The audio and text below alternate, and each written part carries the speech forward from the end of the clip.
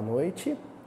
Então, estamos retomando aí pela terceira semana o mesmo versículo, que é o versículo 27 do capítulo 11 de Mateus. Lembrando que nós fizemos a opção de explorar esse versículo paulatinamente, vagarosamente, sem pressa, para que não se perdesse nada de tudo aquilo que foi possível levantar, né? Tudo aquilo que o grupo que me ajuda a preparar os episódios conseguiu levantar. Foi um material tão volumoso que dava dó deixar alguma coisa de fora, né? Então a gente fez esse compromisso de ir trabalhando devagarzinho. Na primeira semana, nós trabalhamos aquela expressão coisas, né? Que a gente viu que é relativo a tudo aquilo que for a essência espiritual e tudo aquilo que for a essência material relacionada à escola planetária em que nós nos matriculamos, a Terra. Então, Jesus, a ele foi confiado, né, uma relação de confiança profunda entre ele e Deus, toda uma escola planetária, toda uma casa de aprendizado. Essa foi a nossa discussão na primeira semana, sobre essa responsabilidade que Jesus tem conosco. Na semana passada, nós vimos as expressões filho e pai. Vimos a noção de hereditariedade nos tempos de Jesus, né? Como a herança ela é transmitida e qual o papel da primogenitura, do primogênito, do irmão mais velho dentro desse processo e como isso se relaciona, na forma de metáfora, com a relação de Jesus com Deus e a relação de Jesus conosco. Então ele é o nosso irmão mais velho, ele é o nosso tutor espiritual. A ele cabe o processo de condução, de guia de toda a humanidade em direção ao coração de Deus, ao colo de Deus, ao amor de Deus. E hoje, a palavrinha que nós vamos destacar, do versículo 27, acho que vale a pena a gente relembrar ele, né? Ler em voz alta mesmo. Todas as coisas me foram entregues por meu Pai, e ninguém conhece o Filho senão o Pai. E ninguém conhece o Pai senão o Filho. E aquele a quem o Filho quiser revelar. Então a palavrinha que nós vamos destacar é revelar. Acho que tem algumas coisinhas que nós vamos falar aqui sobre essa palavra, revelar, que a Ju vai pôr em destaque aqui do lado, né? Que talvez surpreendam alguns de vocês, surpreendam algumas pessoas em casa, porque essa palavra, ela aparece na literatura bíblica como título de uma das cartas reveladas, de um dos textos sagrados revelados. Mais precisamente do último, aquele que fecha o Novo Testamento. E de certa forma fecha toda a Bíblia, né? Então a Bíblia, ela é aberta dentro do cânone, da estrutura consagrada e utilizada pelas agremiações religiosas cristãs do mundo, com o livro Gênesis, correto? É o primeiro livro da sequência bíblica que nós adotamos. E o último livro, quem se lembra qual que é? Qual? Apocalipse. Então vamos descobrir uma coisa curiosa? A palavra grega kalipto, de onde vem eucalipto? Ela quer dizer cobrir. Ou, se for coberto, a coisa for coberta com véu, o que era muito comum na antiguidade, a coisa foi velada. Entendeu, seu Adel? Eucalipto, por exemplo, um prefixo quer dizer bem coberto, e diz respeito à própria estrutura da planta. Existem razões botânicas, né, para que ela tenha recebido esse nome. Mas calipto quer dizer cobrir, velar. Que numa tradução menos literal seria esconder, ocultar. Essa é a palavra.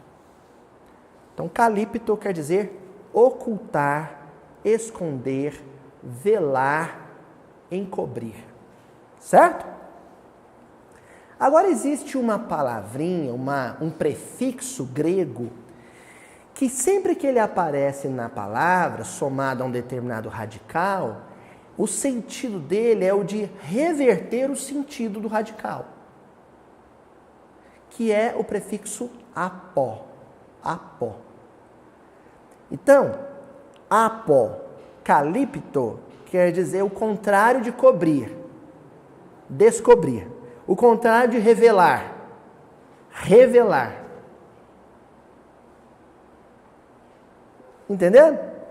Então, apocalipse é revelação.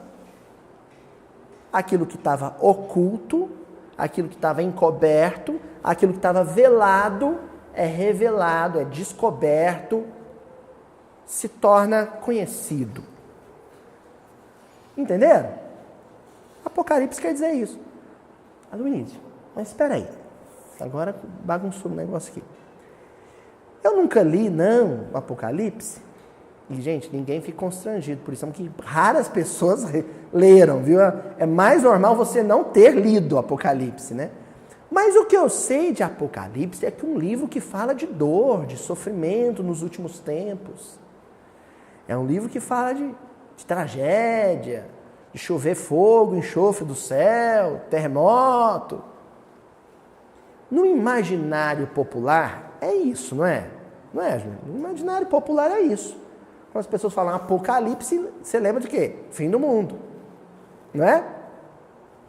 Então não tem nada a ver com o significado da palavra. O imaginário popular não tem nada a ver com o significado da palavra. Agora, a literatura apocalíptica em si, e existem outros livros de natureza apocalíptica no Velho Testamento e no Novo Testamento. Por exemplo, o livro de Daniel é um apocalipse. É um livro que traz essa característica. Que característica? É um livro que traz não uma revelação, não é uma revelação. Esses livros, e sobretudo o Apocalipse de João, traz a revelação. A revelação. Luiz, mas não são 3 revelações? A revelação de Deus ao homem se apresenta aos homens aos poucos. É como se fossem 3 véus. Entendeu? Primeiro véu, primeira revelação. Segundo véu, terceiro véu. Ou primeira hora, segunda hora, terceira hora. Aos poucos, a grande revelação vai se mostrando em partes, em porções, em revelações menores. Mas existe um conteúdo, uma mensagem central que atravessa todas as 3 revelações de Deus ao homem. Ela está presente em todas. E olha, daqueles que abraçaram no Velho Testamento, né, o seu norte na caminhada evolutiva, daqueles que já abraçaram no Segundo e no Velho Testamento, e daqueles, no caso os espíritas, por exemplo, que abraçaram primeiro, segundo e terceiro. Primeira, segunda e terceira revelação. Poucos conseguiram perceber espontaneamente esse conteúdo central, nuclear, o cerne de toda a revelação de Deus ao homem. Luiz, que suspense, fala logo, que revelação que é essa? Nós não vamos entregar o jogo hoje. O sentido da reunião de hoje, do episódio de hoje é descobrir que revelação é essa que aparece no versículo. Que o Filho fará aqueles, quer dizer, alguns. Que revelação é essa? Nós vamos mostrar pouquinho, aos pouquinhos. Certo? É um estudo miudinho, né, gente? Né, Tonzinho? É um estudo miudinho. Então, aos pouquinhos a gente vai apresentando o que seria esse conteúdo central. E nós vamos começar a matar essa charada com o livro Boa Nova, no capítulo 25. Um capítulo que trata da chamada última ceia, o último encontro de Jesus, encontro fraterno de Jesus com os discípulos, né? estavam lá os 12 discípulos e Jesus, num dado momento, o Judas se ausenta, né? Depois eles vão ao Horto das Oliveiras, o Getsemane, e ali Jesus é preso. Então, naquele último momento de confraternização entre Jesus e o colégio apostólico, Jesus faz uma revelação. Vamos ver se por aqui a gente já começa a matar a charada. Ele diz assim: amados, é chegada a hora em que se cumprirá a profecia da Escritura. Isso era na quinta-feira à noite, né? Quinta-feira Santa, como a gente costuma dizer. No dia seguinte ele ia ser crucificado. Humilhado e ferido, terei de ensinar em Jerusalém, ensinar em Jerusalém. Tornar alguma coisa que era desconhecida, conhecida. Alguma coisa que estava encoberta, descoberta. Ensinarei em Jerusalém o quê? A necessidade do sacrifício próprio, para que não triunfe apenas uma espécie de vitória, tão passageira quanto as edificações do egoísmo ou do orgulho no mundo. Calma aí, que eu sublinhei umas coisinhas aqui, ó. O que ele vai fazer em Jerusalém na sexta-feira da Paixão? À tarde, no meio da tarde. Ser crucificado? Ser imolado? É o que parece. Mas ele não diz isso. Ele não podia ter falado assim: olha, é chegado o momento, amados, em que eu serei martirizado, crucificado, morto, ferido. Não, ele diz assim: o momento em que eu irei para Jerusalém ensinar. Para Jesus, Tonzinho, subir o Gólgota e lá do topo ensinar é a mesma coisa que subir o Monte da Bem-aventurança e lá de cima falar o Sermão da Montanha. Para ele era o mesmo processo. Só que nas bem-aventuranças ele subiu o morro e lá do topo ele falava. E no Gólgota, no Calvário, ele sobe o morro e lá de cima ele exemplifica, testemunha. Mas em ambas as situações, ele está ensinando.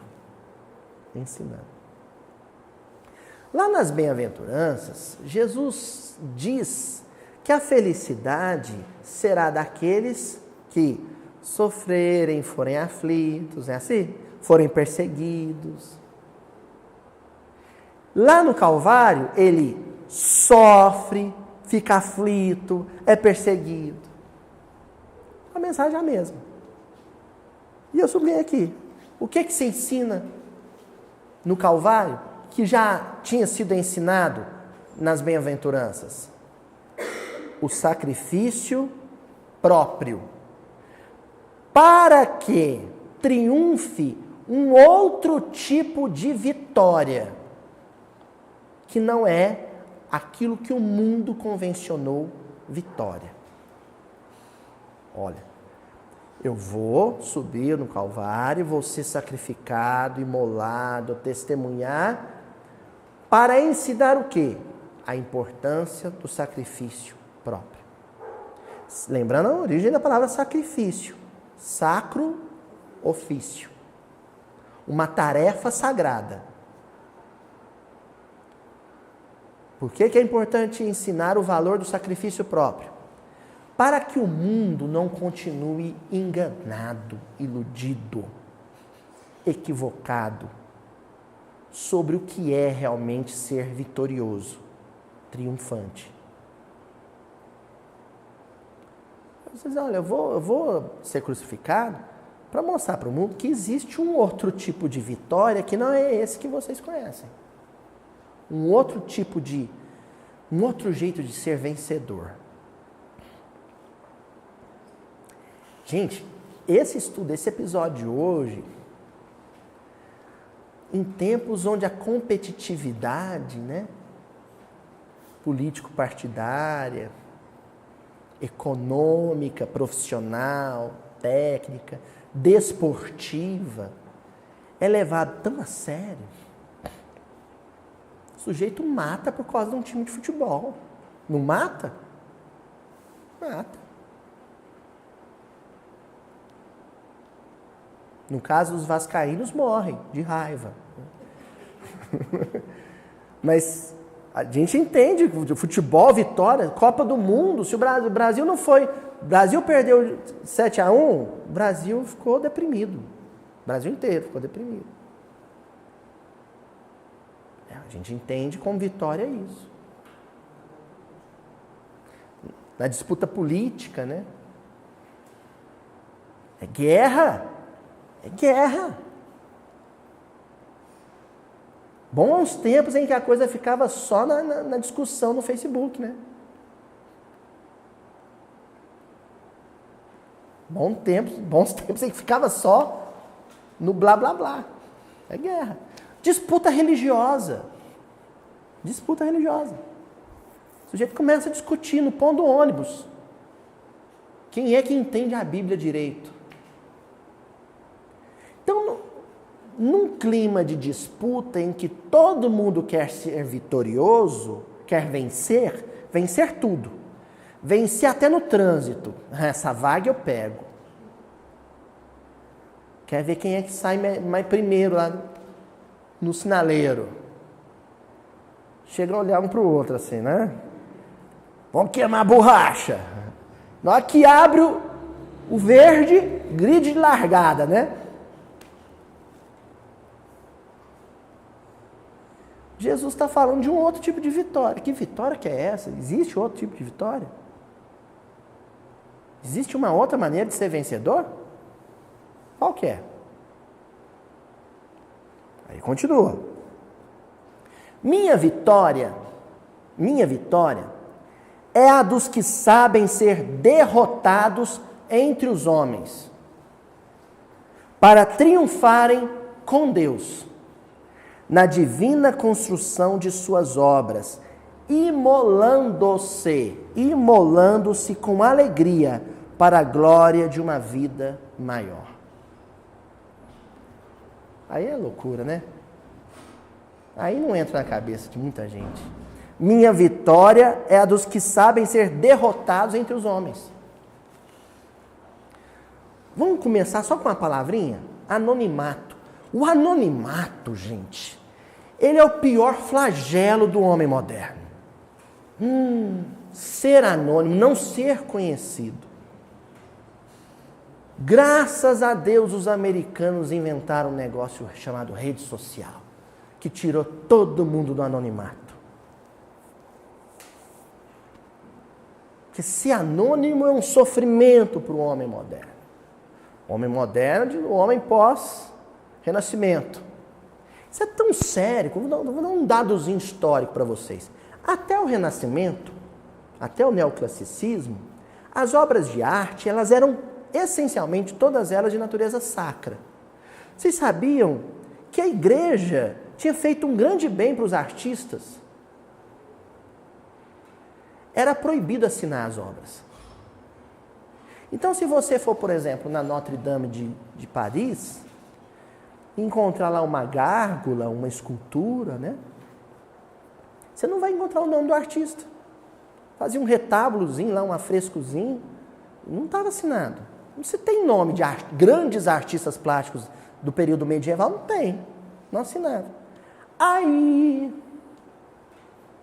veio o Renascimento e os artistas começaram a assinar os seus nomes nas obras. Aí começou a assinar Michelangelo, Da Vinci, Rafael, começaram a assinar os nomes. E ao assinar os nomes, eles começaram a ficar conhecidos. E ao ficarem conhecidos, eles começaram a ter um valor de mercado. E aí surge a figura do mecenas.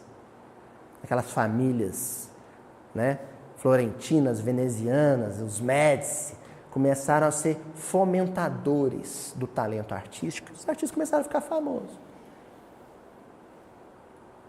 Só passou uns 500 anos até surgir a revista Caras. E aí você sabe que começou a estar em evidência não mais o talento dos artistas. Começou a estar em evidência a vida privada dos artistas. Nem o cachorro do artista quer ser mais anônimo.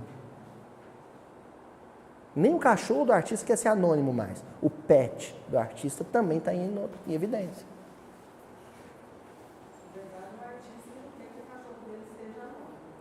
Não, quem não quer, né? Quem não quer? É aquela de, paparazzi, não me filma não quero ser famoso. Mas 5 anos antes, entrou num reality show para ficar famoso. Depois não quer mais aparecer na câmera. Então, o anonimato é a derrota entre os homens. A evidência, a projeção, é a vitória entre os homens. Aí vocês vão dizer assim, mas o Chico ficou famoso, não querendo realmente ser. Aí ele se notorizou, ele passou a estar em evidência justamente pelo esforço de não querer ser conhecido. Isso chamou a atenção das pessoas. Falou, que ser humano é esse que não gosta de ser famoso? Que não gosta de ser conhecido?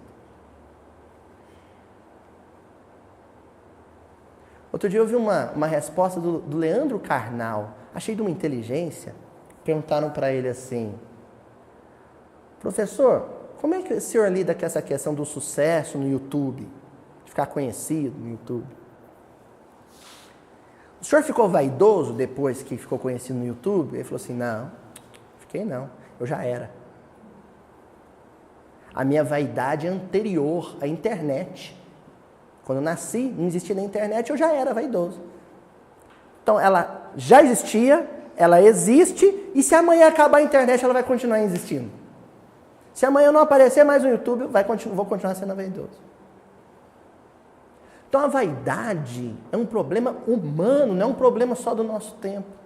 É um problema humano. O problema para a nossa vaidade é que ela encontrou uma tribuna, um púlpito de evidenciação, pelo qual as pessoas se matam hoje.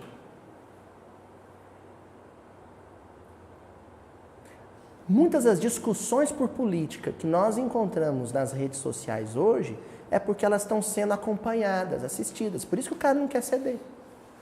Se tivesse só os dois escondidinhos num quartinho, discutindo política, ele cederia. Mas como está acontecendo na rede social e está mais 1.200, 1.300 amigos assistindo a disputa ali, eu não posso perder, né? Tem que ganhar.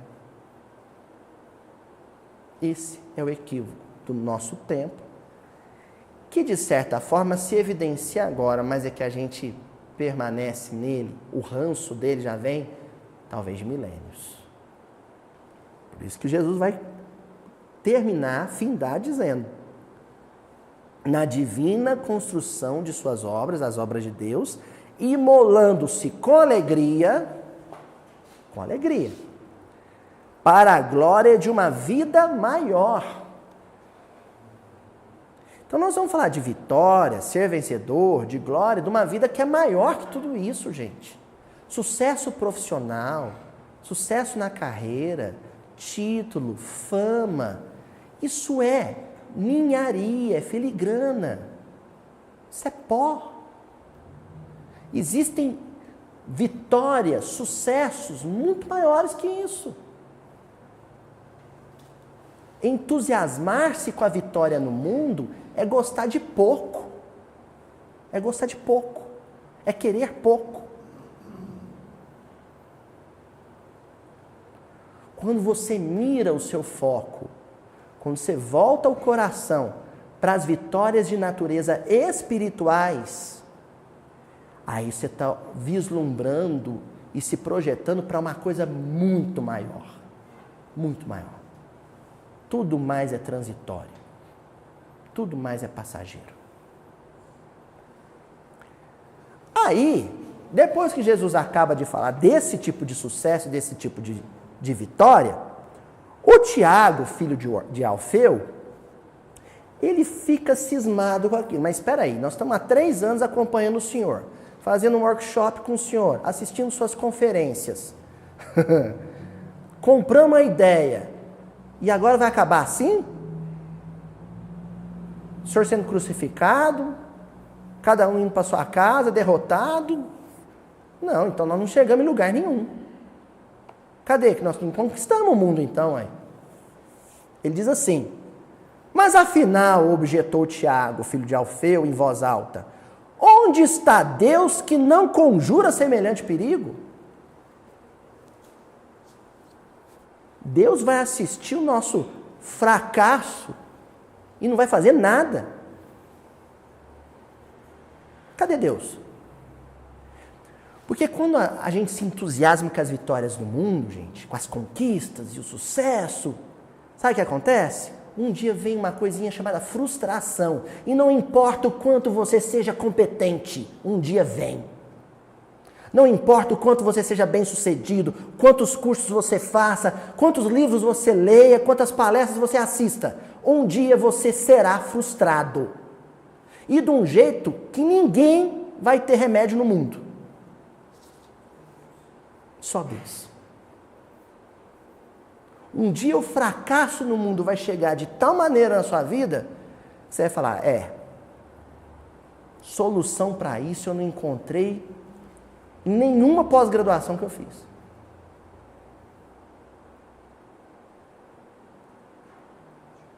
Um diagnóstico médico que vai falar, para isso aqui não tem solução. Posso ter o dinheiro que for, né, Cris? Eu posso ir para qualquer país do mundo, que a ciência não sabe curar isso. E aí? A maioria das pessoas faz essa perguntinha do Tiago. Cadê Deus? Que deixou fracassar desse jeito? Cadê Deus que deixou perder meu filho dessa maneira? Onde é que está Deus? Vamos lembrar, gente, que Tiago amava Jesus demais. Não, eu te amo demais, mestre. Eu não vou perder o senhor dessa maneira humilhante, não. Não pode, o senhor não merece isso. Cadê o pai que o senhor toda hora fala, pai nosso, cadê ele? Vai permitir isso?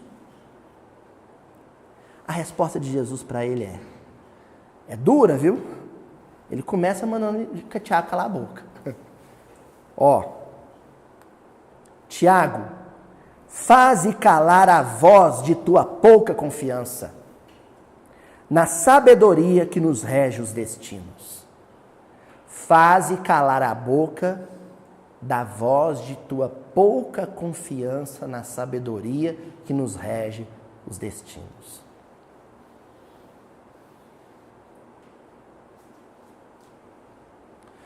Eu não sei o que foi pior para a humanidade. Se foi o teocentrismo falacioso, falso da Idade Média, ou se foi o antropocentrismo ingênuo da modernidade. Não sei qual dos dois é mais nocivo. Porque na Idade Média, se tinha uma falsa crença em Deus, falsamente se colocava Deus no centro das ocasiões e das circunstâncias. Falsamente. Aí veio a modernidade, e se passou a ter uma crença no homem, uma supervalorização da potencialidade humana, ingênua. Foi o outro extremo, entendeu? Você estava num extremo, aí a falta de destreza te projetou para o outro. Você estava num extremo, projetou para o outro. Quando o caminho para a saúde mental e emocional é sempre um. Qual? O equilíbrio, o meio. Sim, acreditar no nosso potencial, mas o homem não pode tudo. Aliás, em relação aos bons espíritos e a Deus, que orquestra essa falange, nós podemos muito pouco. Muito pouco. Ainda. Mas podemos pouco. A nossa confiança, então, tem que estar totalmente depositada nas mãos de quem? De Deus. Que, segundo Cristo, aqui é a sabedoria divina. Não é sabedoria de homem, não, gente. É sabedoria divina.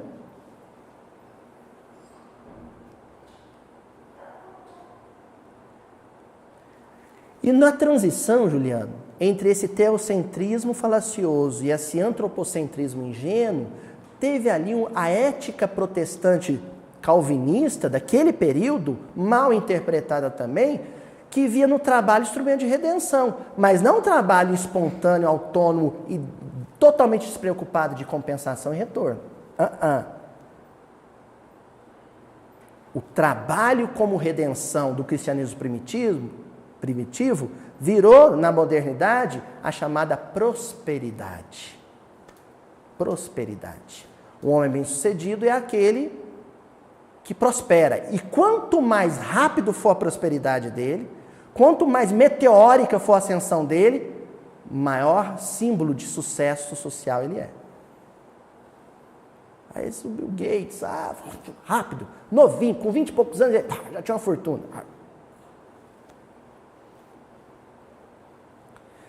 Se nós usarmos isso como critério, pessoas que passaram a vida inteira pobres são incompetentes. São incompetentes. Não são sábias, são tolos. Uma pessoa que passou a vida lutando com dificuldade financeira, que permaneceu no mesmo cargo, na mesma empresa, aposentou nela, vai viver da aposentadoria. Quantas e quantas pessoas vivem assim? São a maioria, são regra. E aí nós vamos colocar todas dentro do mesmo rótulo? São tolos, são fracassados? O cristianismo vem tirar essas pessoas dessa condição e vem apresentá-las, elas sim, muitas vezes, quando resignadas, pacientes, serenas, sorridentes, essas bem-sucedidas, pacíficas, amorosas, afetuosas. Continua o Cristo. Uma das maiores virtudes do discípulo do Evangelho é de estar sempre pronto ao chamado da providência divina. Não importa onde e como seja o testemunho de nossa fé. Não importa onde e como seja o testemunho de nossa fé. Se for comendo caviar, testemunhar a sobriedade. Se for comendo arroz com farinha, testemunhar a resignação. Em ambas as situações se sentir vitorioso, sintonizado e afinado com os propósitos de Deus. O essencial é revelarmos, a palavrinha, revelarmos a nossa união com Deus. É isso que importa. Em todas as circunstâncias, é indispensável não esquecer a nossa condição de servos de Deus, para bem lhe atendermos ao chamado nas horas de tranquilidade ou de sofrimento.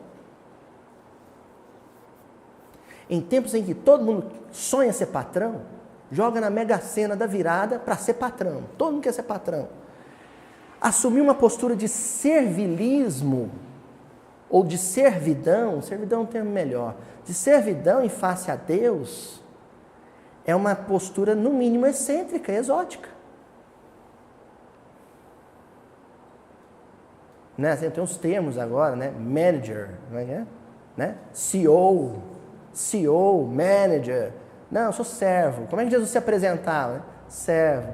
Como é que Maria, 13, 14 aninhos, dobra os joelhos, como é que ela se apresenta para o anjo Gabriel? Eis aqui a serva do Senhor.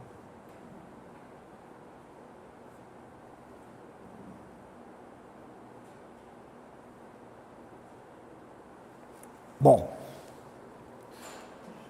nas horas de tranquilidade e de sofrimento, nós não podemos ser cristãos de ocasião. em qualquer circunstância. Vai ter momentos brandos na nossa vida, vai. Nós não podemos ficar paranoicos. Mas nessas horas, toma elas para reflexão, para pausa construtiva, para análise dos períodos tormentosos que já passaram, digerindo eles, processando eles e aguardando, lúcidos, sóbrios, o que vem por aí. Porque senão a gente transforma a calmaria em fim, em objetivo, em ponto de chegada. Não é assim? Em que a gente transformou a aposentadoria, gente? Em que a gente transformou o prêmio da loteria, né? A super indenização trabalhista? A gente sonha em receber uma bolada que nos permita sossegar. Não é assim? Sossegar.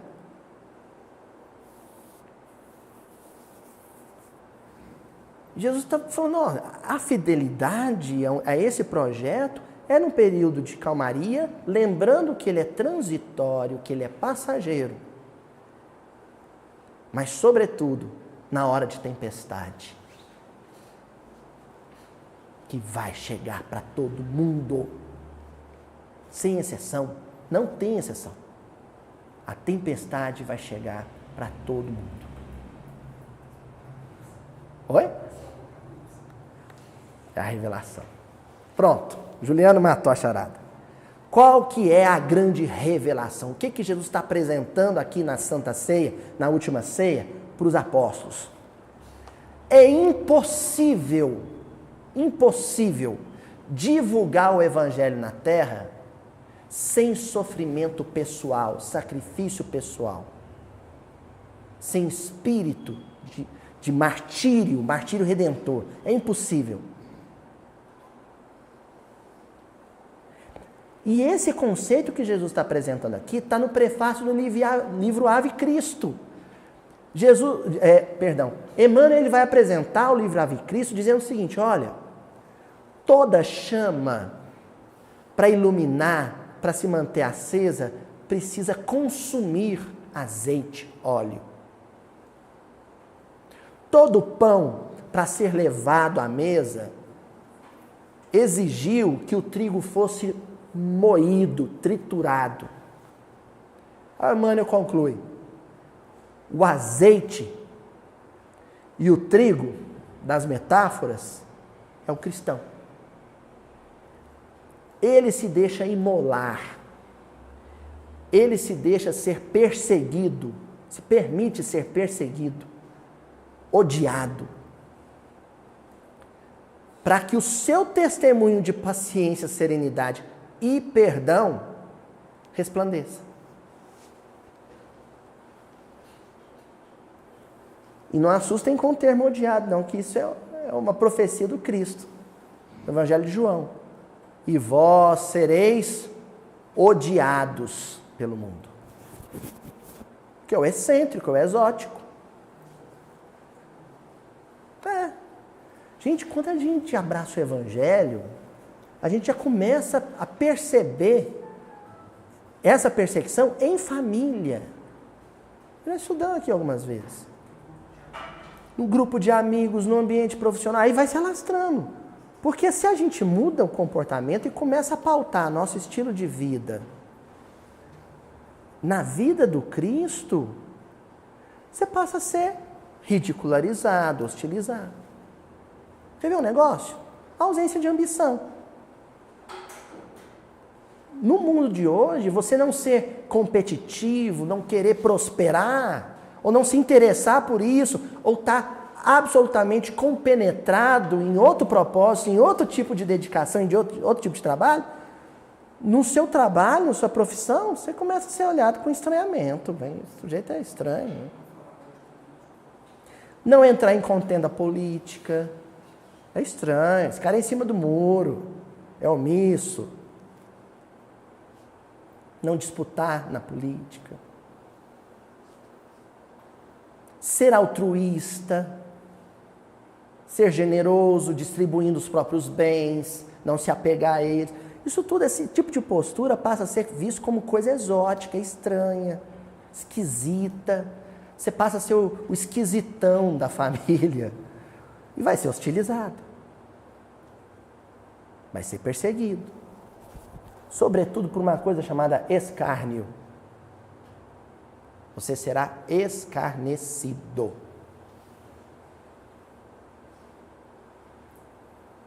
Aí a gente começa a entender uma outra excentricidade, falando assim, típica do cristão da primeira hora, né, Euridice? Que era o seguinte, o Barnabé chegava para o Paulo, lá no Paulo e Estevão, o povo está vindo aí para apedrejar a gente, Paulo. E Paulo, que bom. Aí um dia eles saíram de uma cidade, se não me engano foi Listra. Eles saíram um dia da cidade, voltaram, aliás, para casa, né, onde eles estavam acolhidos, e uma pitonisa tinha dado passividade a um espírito que começou a chamar eles de deuses. Se não me engano, Paulo era Apolo, né? E Barnabé era Hermes, eram adorados, e todo mundo aplaudia. Aí Paulo voltou para casa no final do dia de pregação, serão, assim. Aí o Barnabé falou, eu não entendo Paulo, não. Todo dia nós leva pedrada, paulada, pancada, chicotada. O homem está sorrindo. Hoje aplaudiram a gente, chamou a gente de Deus. O homem está com a cara feia. Eu não entendo Paulo, não. Chegou nele e falou. Falou, Paulo, não te entendo, não.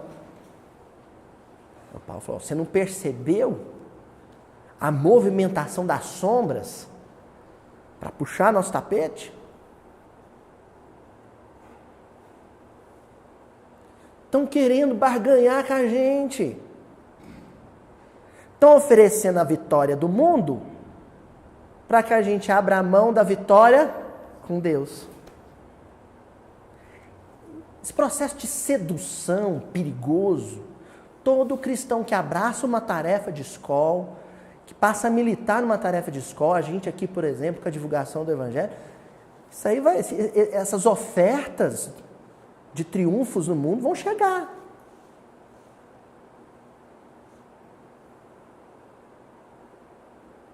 Aí a gente tem que fazer que nem o Elomar, compositor que eu amo, uma música chamada O Violeiro, que ele fala assim, depois de ter cantado o dia inteiro nas portas de um castelo, de um rei que se chamava João, ele me disse, fica! E eu disse, não. Após que para o cantador e violeiro, só há 3 coisas nesse mundo vão. Amor, alforria, viola. Nunca dinheiro. Viola e alforria. Amor. Dinheiro não. Liberdade. Amor no mundo íntimo. E alegria.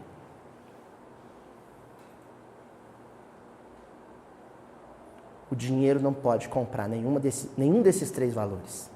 A alegria de viver, o amor pela humanidade e a consciência livre, que não está comprometida com nenhum poder do mundo. Com nenhuma potestade. Aí o Emmanuel pega no livro Vinha de Luz, capítulo 11, e faz uma proposta no título da lição, uma música que eu sei que o Julinho e a Aninha gostam muito. O título da lição se chama Abre a Porta. Não é? Abre a porta e a janela. Abre a porta. Qual que é aquela metáfora que a gente sempre menciona aqui relativamente? A casa. Abre a porta. E ele vai comentar João, capítulo 20, versículo 22. E havendo dito isto, assoprou sobre eles e disse-lhes, recebei o Espírito Santo. Pronto, chegamos num dos temas teológicos mais complexos da religiosidade do Ocidente. O tal do Espírito Santo. E não tem segredo nenhum. O Espírito Santo é o Espírito de sacrifício. É o Espírito de sacrifício. O Espírito Santo é o que estava sobre Jesus quando ele foi batizado por João Batista. Lembrando que a cena do batismo de Jesus com João Batista é a encenação profética do mergulho de Jesus na carne. Tem maior espírito de sacrifício do que esse? Aceitar, encarnar um espírito que não precisava mais fazer isso. E o Espírito Santo estava sobre Jesus no Calvário, quando ele se permitiu ser imolado.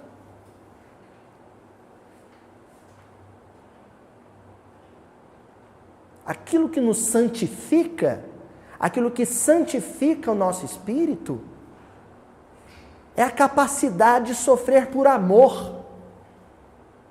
Não a um nem a dois, mas amor por todos. 3 anos convivendo com Jesus. 3 anos aqueles discípulos andando com Jesus. De manhã, de tarde, de noite. Dormia com ele na casinha de Pedro, comia pão com ele, peixe com ele, ia para o barco, voltava do barco. 3 anos. Depois Jesus foi crucificado. Caiu a ficha. Ele está falando disso. Quem quiser vir após mim, toma a tua cruz e segue-me. Olha.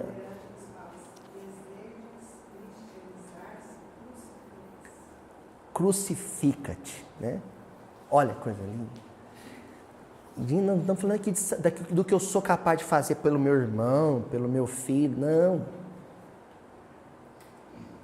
É o grau de sofrimento que eu sou capaz de abraçar pela redenção do estranho. E agora eu vou além. E nós estamos falando de cristianismo puro. Pela redenção do meu perseguidor, do meu malfeitor, do criminoso, do bandido.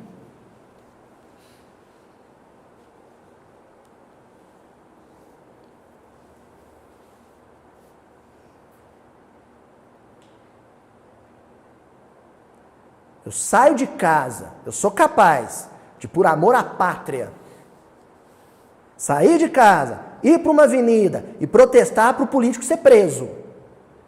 A pergunta de hoje é, eu sou capaz de sair de casa e, por amor à humanidade, ir lá no presídio visitar ele e levar uma mensagem do evangelho para ele? O primeiro gesto é patriotismo. O segundo é cristianismo. E o cristianismo não tem pátria.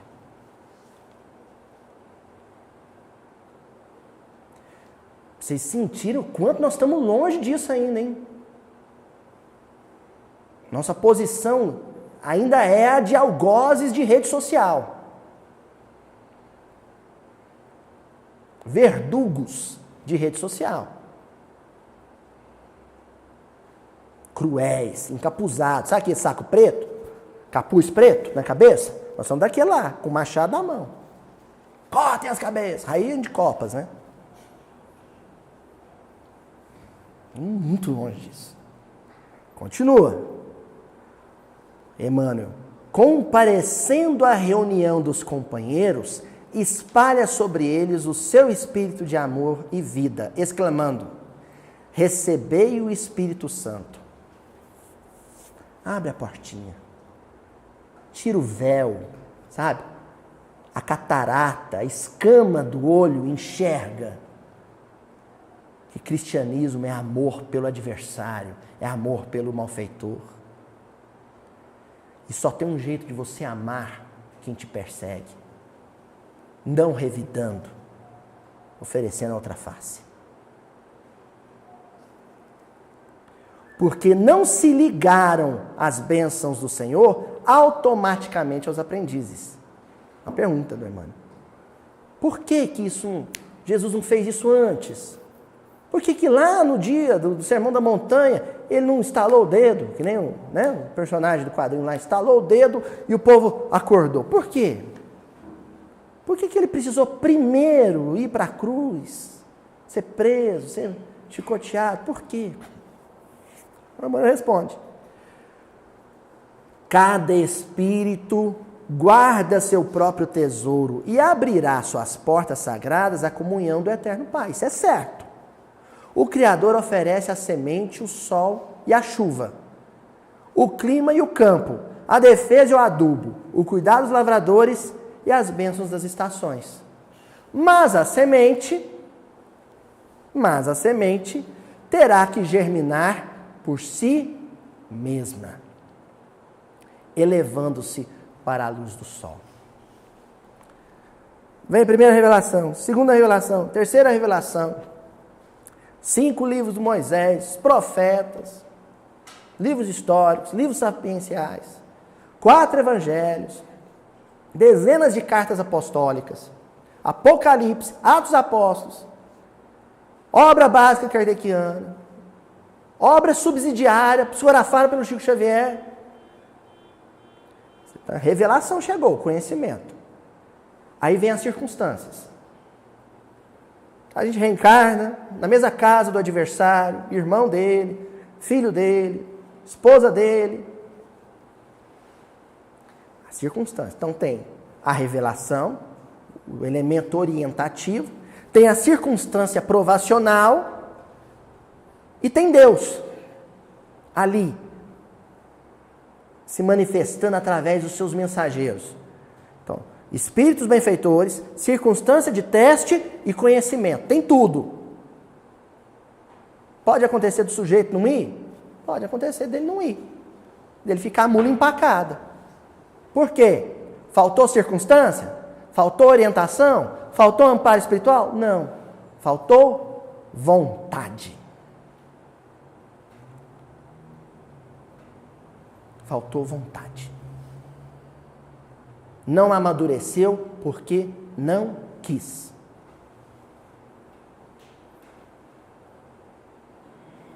Um dia, corre.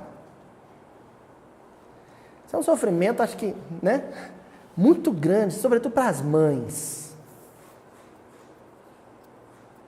As mães sofrem muito com isso, né? O filho não consegue fazer o filho amadurecer e aquilo martiriza as mães. Tem que esperar. E esperar. E esperar. Né, Sadão? Aí o Emmanuel vai no livro Pão Nosso, no capítulo 63, e vai reforçar essa providência divina, trabalhando pela redenção. Numa lição intitulada O Senhor dá sempre. O Senhor dá sempre. Que traduzindo para o nosso versículo de hoje é: o Senhor está querendo sempre revelar, está querendo sempre descortinar, evidenciar o que está oculto. Mas não adianta o Senhor demonstrar, descobrir, revelar, se o sujeito faz que nem um daqueles macaquinhos, daquelas estatuazinhas, faz assim, ó.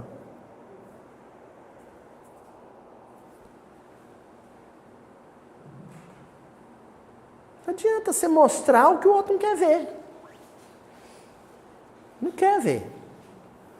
Sabe por que não quer ver? Porque se enxergar a revelação, o que está sendo revelado, vai ter que transformar, vai ter que modificar, fazer mudanças substanciais no estilo de vida, no modo de vida. O Chico brincava, ele fazia uma brincadeira.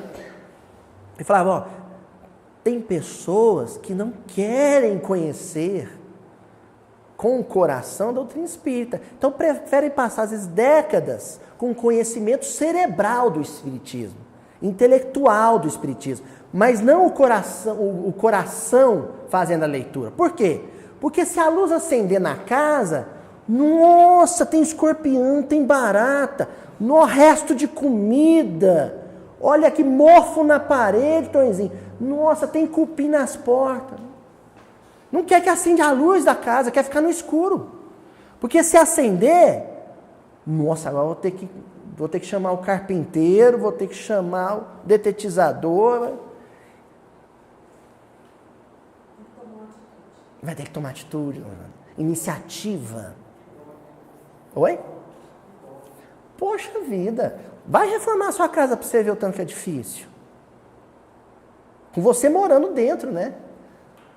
Modificar de conduta, transformar de conduta íntima, é reformar a casa com você morando nela. É um transtorno, gente. Quem já fez isso sabe do que eu estou falando. complicado. Por isso que Jesus vai no Evangelho de Lucas, capítulo 11, versículo 13, dizer assim: pois se vós, sendo maus, sabeis dar boas dádivas aos vossos filhos, quanto mais dará o Pai Celestial, o Espírito Santo, àqueles que lhe pedirem. A gente pede luz, Deus dá luz. Deus nunca deixou de oferecer luz. A gente aqui deixou de abrir os olhos. A luz está aí. Aí o Mano diz assim: liberta a atmosfera asfixiante com os recursos da tempestade. Defende a flor com espinhos. Protege a plantação útil com adubos desagradáveis. Sustenta a verdura dos vales com a dureza das rochas. Está tudo aí. Desde pequenininho nós estamos assistindo Deus fazer o bem. E para fazer o bem, utilizar a dor, às vezes a destruição, o abalo, o tremor. Não tem chuva sem trovoada. Não tem rosa florescendo sem esterco no pé dela. E não tem ser humano amadurecido sem experiências dolorosas. É isso que está sendo revelado. E está aí. A gente não enxerga. A gente prefere considerar que o sofrimento ou é castigo de Deus, ou é culpa de alguém. Como é que eu sei que eu abri os olhos, Luiz? O dia que chegar uma situação difícil para mim e eu entendê-la como um processo pedagógico.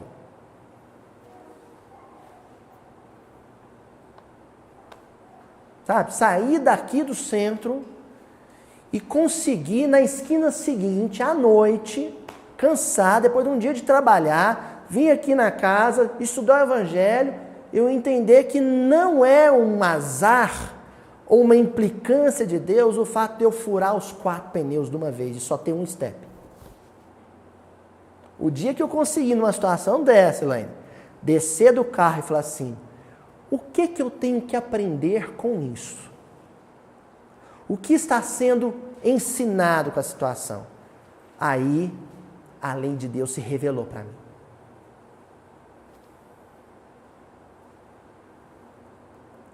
Todas aquelas circunstâncias dolorosas descritas pela mediunidade de João Evangelista no Apocalipse, não está sendo ali anunciado porque o homem tem que trabalhar com terrorismo. Não é isso. João, a mediunidade de João, os espíritos mensageiros que o assessoraram, estão dizendo ali no Apocalipse: olha, toda situação provacional e expiatória que o ser humano vivenciar nos próximos séculos é bênção de Deus. É dádiva educativa.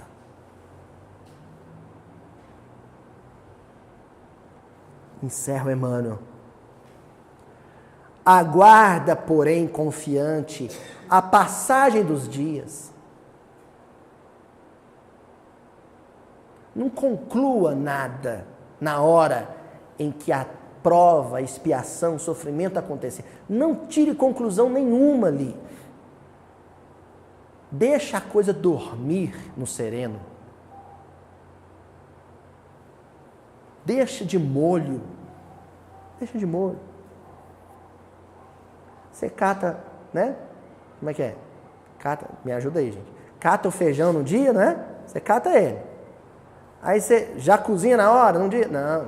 Você tem que deixar de molho. É, né? Deixa de molho.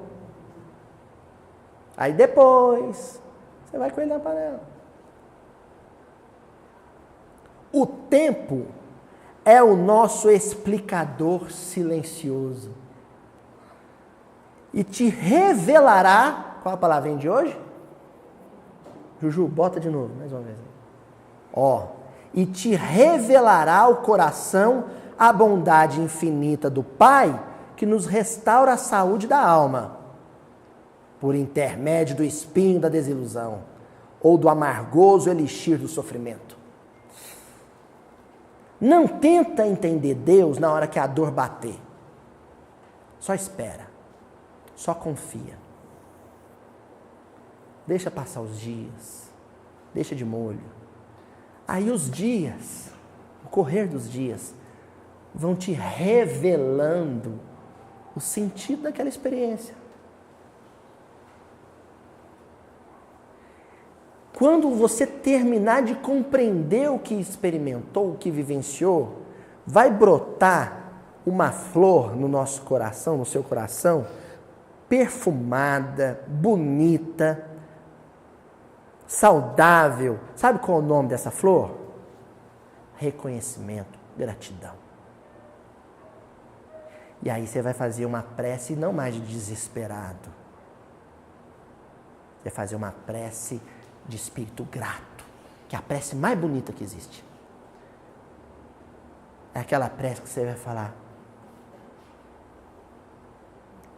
O povo da internet gosta de sotaque mineiro. Eu fico tentando esconder, mas não tem jeito, né? Eu já ia soltar aqui, mas vai. Você vai falar assim: Senhor, sabe aquela hérnia de disco do ano passado, que eu fiquei uns dias sem andar? Que trem bom. Mas nos dias você não diria isso. Né? Sabe? Senhor, aqui é probleminha cardíaco que eu tive naqueles dias. Ô, trem bom, como foi bom aquilo. Obrigado, Senhor. Quando precisar, manda de novo. Você só consegue dizer uma coisa dessa com sinceridade depois que os dias correram, que o tempo veio te ensinar o que você tinha que aprender. Aí você está sereno, você está senhor da situação. Era isso que eu tinha que aprender e aprendi. Aí Deus vai se revelando o grande professor do universo.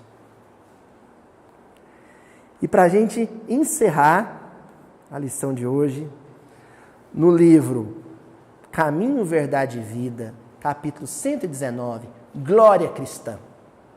Aí pronto, no dia que você atinar com o transcorrer dos dias, que toda situação difícil é uma situação necessária e oportuna, aí você conseguiu entender aquele triunfo, aquela vitória que nós falamos no início do estudo hoje.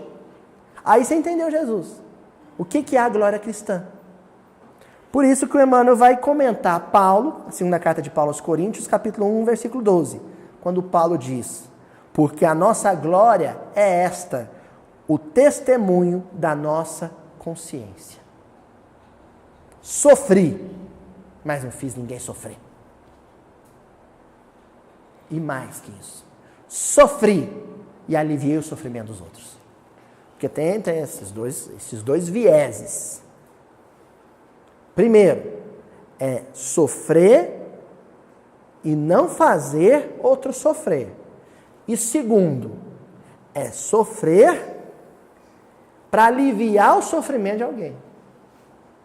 Aí é a glória cristã. E o Emmanuel vai dizer: essa glória é tão grande que o mundo não a proporciona, nem pode subtraí-la.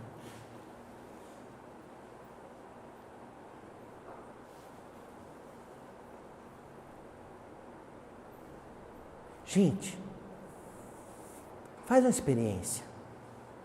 Entra lá na livraria, numa Mega Store, vai naquelas áreas assim de autoajuda e tenta achar um livro com o seguinte título: O Sofrimento Redentor, ou O Sofrimento Expiatório é um sinal de grandeza. Tenta achar um título desse com a seguinte frase: bem-aventurados os que sofrem.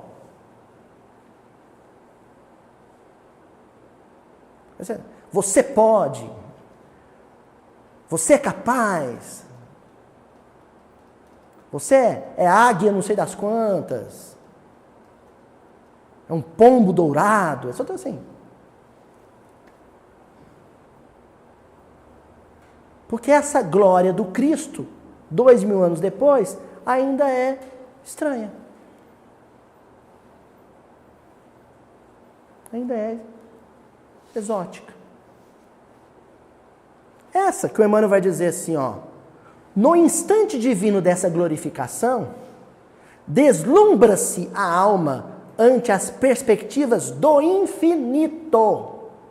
Então nós não estamos falando de glória vislumbrada para 5 anos, 10 anos, nem 15 anos, nem 30 anos, nem 50 anos.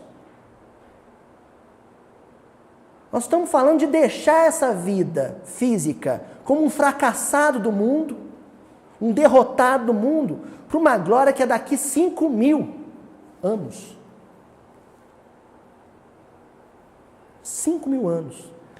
Nós temos 6.000 anos de civilização. Se nós tivesse acordado para ela 6.000 anos atrás, hoje não estava na situação que está. Então esses espíritos da primeira hora, gente, são visionários. Esse sim tem uma visão além do alcance, né? O Thundercat, Julinho. Esse é o Lion. Esse tem uma visão além do alcance. Ele não faz nada para daqui 5 anos. Não, ele está em outra. Ele enxerga muito além.